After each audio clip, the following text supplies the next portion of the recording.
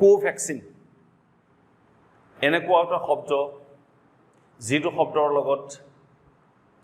আমাৰ সাংঘাতিক ধৰণে কন্ট্ৰভাৰ্চিও আছে 70 to 80 to 90% এফিকেচিও আছে যেটো ভাৰতৰ নিজৰ অৰ্থাৎ আমাৰ দেশৰ নিজৰ বৈজ্ঞানিকে মেড কৰিছে এই ভ্যাকচিনটোৰ বিষয়ে মই আজি জানিম আপোনালোকৰ সৈতে এই ভ্যাকচিনটোৰ দুটা ভাগত ভাগ কৰিছো ভিডিওটোত মই এটা হৈছে প্ৰিপাৰেচনছ আৰু এটা হৈছে এন্টিবডি ফৰ্মেশনছ ভ্যাকচিনটো কিদৰে তৈয়াৰ কৰা হৈছে হেতুৰ ওপৰত মই ডিটেইলছ ভাৱে ডিসকাশনছ কৰি আমাৰ শৰীৰত এন্টিবডি কিদৰে ফৰ্ম হয় এটো জানি এতিয়া Covaxin means inactive virus means coronavirus এতিয়া আপুনি যদি কোভেক্সিন লৈছে তেন্তে আপুনি এটো ভাবক যে আপুনি আপোনাৰ শৰীৰলৈ এগাল কৰোনা ভাইৰাছ ইনপুট কৰিছে ইনজেকশনৰ থ্ৰুদি হঠাতে মনটো প্ৰশ্ন হ'ব পাৰে কৰোনা ভাইৰাছ মোৰ শৰীৰত পঠাইছে ইনজেকশনৰ থ্ৰুদি ভয় নেখাব যিবিলাক কৰোনা ভাইৰাছ পঠাইছে হেবোৰ ডেড অৰ্থাৎ সিহঁতৰ কোনো জীৱিত অৱস্থাত নাই এক্স্যাক্টলি যদি বিচাৰে জানিব বিচাৰে ডেড ভাইৰাছ মই পিছত ডিটেইলছ আলোচনা কৰিম গতিকে ভয় খাব নালাগে কোভেক্সিনছ মানে আপুনি অসংখ্যক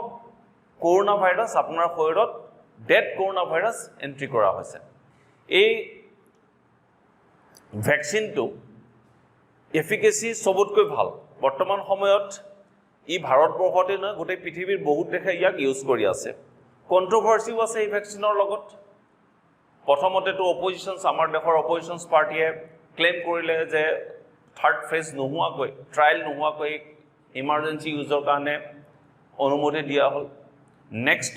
নিউবৰ্ন কেফ সিৰাপ অৰ্থাৎ সৰু একেবাৰে ক্ষুদ্ৰ গৰু পোৱালিৰ তেজ জড়িত আছে বুলি কি এটা কন্ট্ৰভাৰ্চি হৈছে আৰু এবাৰ ক'লে যেহেতু চৰকাৰে কোভেক্সিন আমাৰ বৈজ্ঞানিকে তৈয়াৰ কৰিছে বুলি প্ৰাউড ফিল কৰে গতিকে অপজিশন বহুত অপজিশন লিডাৰে ক'বলৈ ল'লে যে প্ৰথমতে প্ৰধানমন্ত্ৰীয়ে এই কোভেক্সিনটো লওক এনেদৰে ইয়াৰ কন্ট্ৰভাৰ্চিৰ কথা কৈ শেষ কৰিব নোৱাৰিম তথাপিতো আপোনালোকে ভ্যাকচিন লওক যিমান পাৰে অতি সোনকালে ভ্যাকচিন লওক ভ্যাকচিনেই হৈছে কৰোনা ভাইৰাছৰ পৰা ৰক্ষা পোৱাৰ একমাত্ৰ প্ৰধান অস্ত্ৰ বৰ্তমান সময়ত মই বিশেষ অন্য কথা নকওঁ মই এতিয়া গোটেই কোভেক্সিনটো মই এটা লাইনত এক্সপ্ৰেছ কৰি দিছো খুব ভাল মই আৰম্ভ কৰাৰ আগতে কৈছো ই প্ৰায় এটা সাধু কথাৰ নিচিনা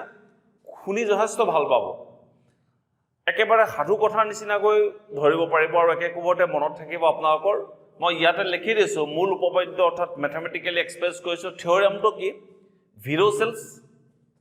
প্লাস সিনাম তাৰপিছত কৰোনা ভাইৰাছ এড কৰিছে তাৰপিছত ইনএক্টিভ ভাইৰাছ কৰোনা ভাইৰাছক কলে লৈ গৈছে ইনএক্টিভ ভাইৰাছলৈ লৈ গৈছে তাৰপিছত তাত এডজুভেন্ট এলুমিনিয়াম বেছ এটা কম্পাউণ্ড ইউজ কৰিছে তাৰপিছত ফাইনাল ভ্যাকচিন তৈয়াৰ হৈছে এই গোটেই কথাখিনি মই দুটা ভাগত ভাগ কৰিম এটা হৈছে preparations of Covaxin then after formations of antibodies in our human body so মই প্ৰথম আলোচনা কৰিবলৈ যাম এটা ভিৰ'চেলছ কি বস্তু খুব মন দি শুনিব ভিৰ'চেলছ হৈছে আফ্ৰিকা মহাদেশত গ্ৰীণ মাংকি পায় এটা গ্ৰীণ মাংকি পায় আফ্ৰিকা মহাদেশত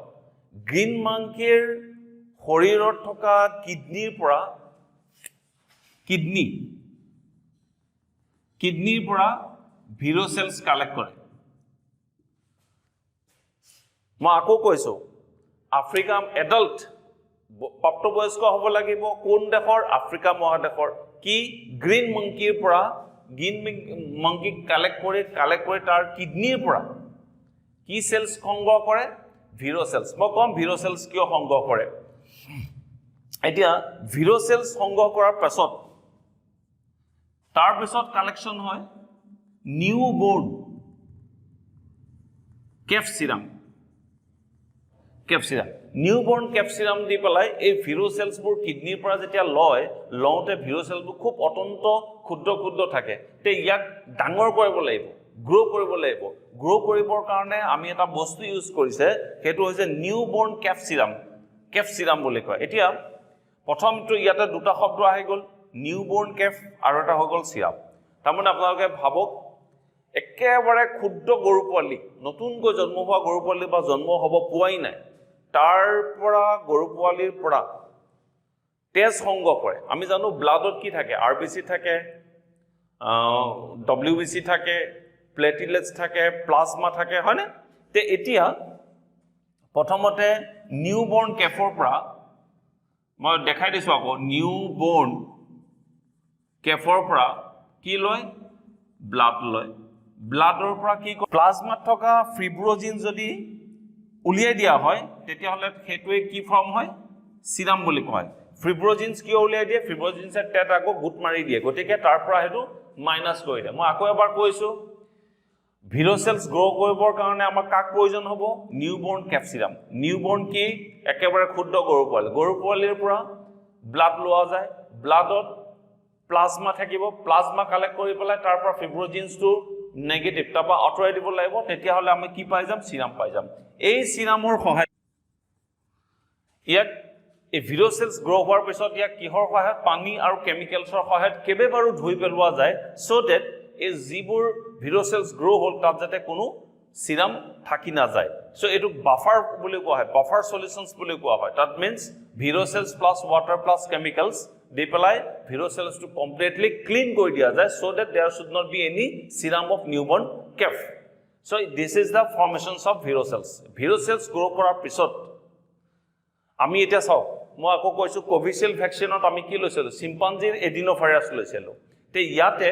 যেতিয়া মই ভিৰ'চেলছ লৈছো ভিৰ'চেলছটো কি কৰ পৰা আনিছো মই আফ্ৰিকা মহাদেশৰ এডাল্ট গ্ৰীণ মাংকি পৰা আনিছো সো তাৰমানে ভাবি চাও দুইটাই ইন্টাৰেষ্টিং কোভিশিল্ডছত চিম্পাঞ্জিৰ এডিনোভাইৰাছ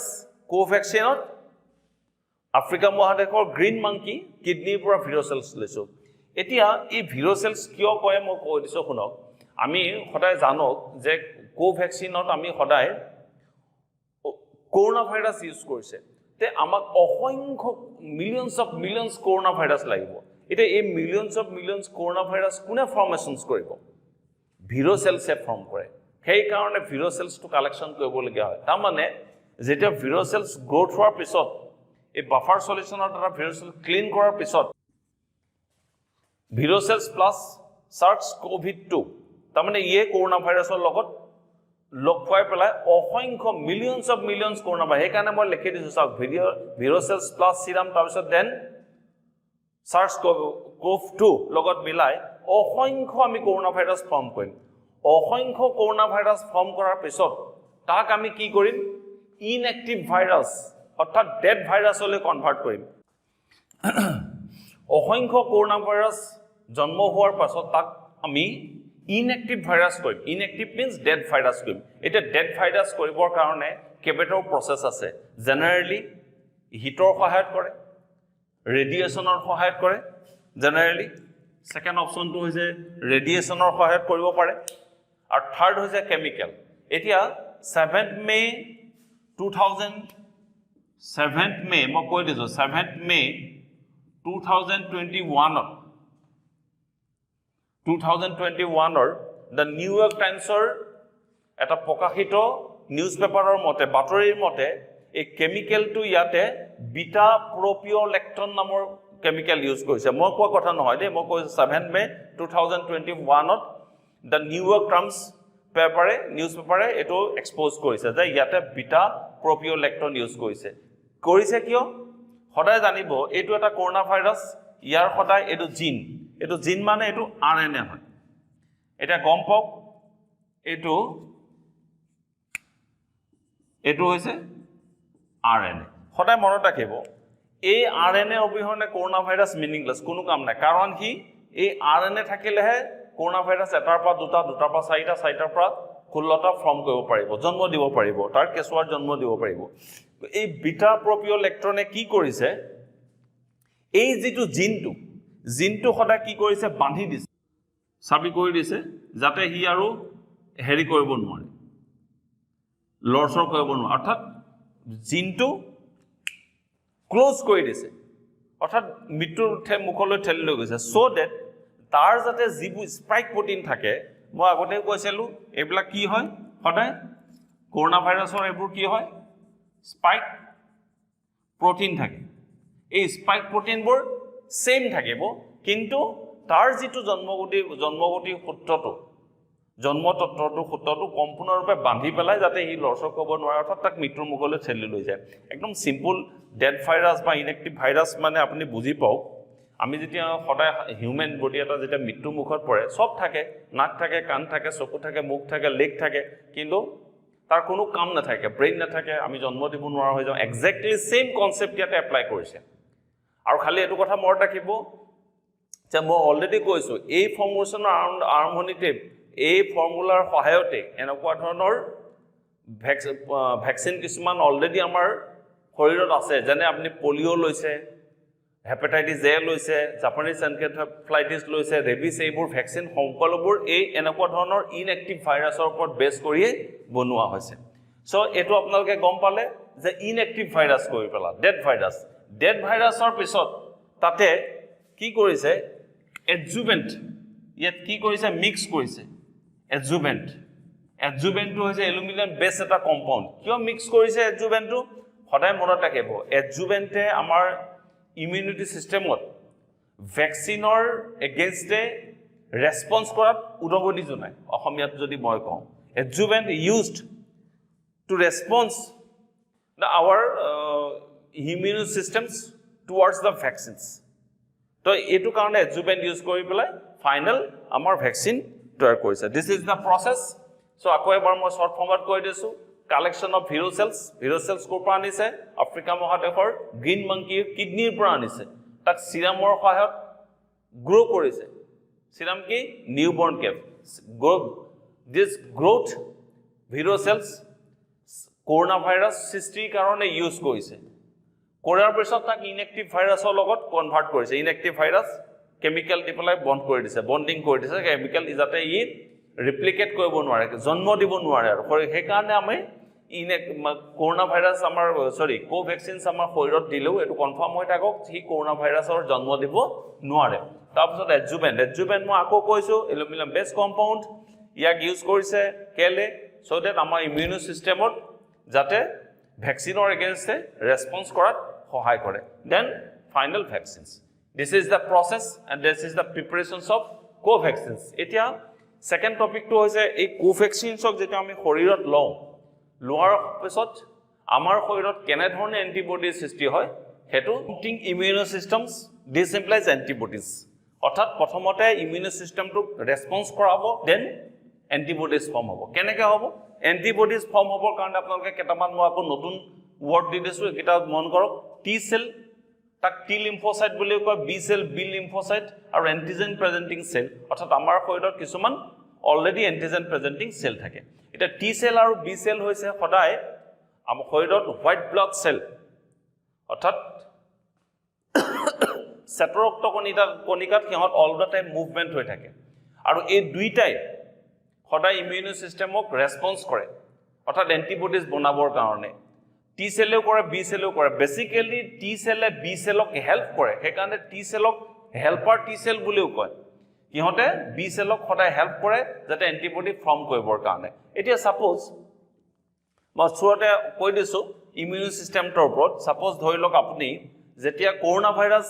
আমাৰ শৰীৰত সোমাব তেতিয়া এইটো এটা ধৰি লওক আপুনি এন্টিজেন